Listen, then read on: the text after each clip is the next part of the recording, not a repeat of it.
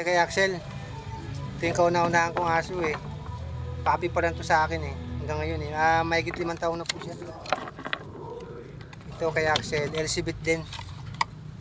Siguro mga 4 ml din bibigay ko rito. Ayan. Ayan niya.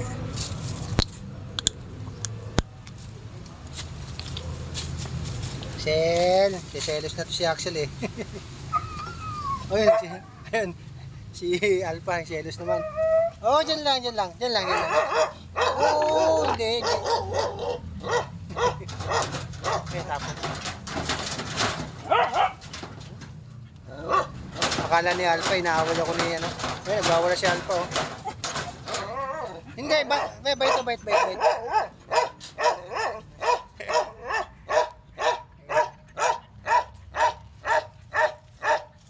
Akala siguro inaawal ako ni Axel, eh.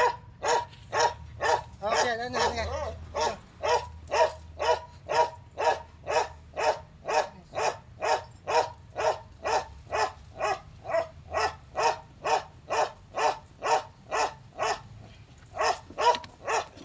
Tapo ng konti. Malikot pa namin to eh. Malikot konti. Sel! Gagalit si Alpo, oh. Akala siguro inaaway ako. Yun, okay na.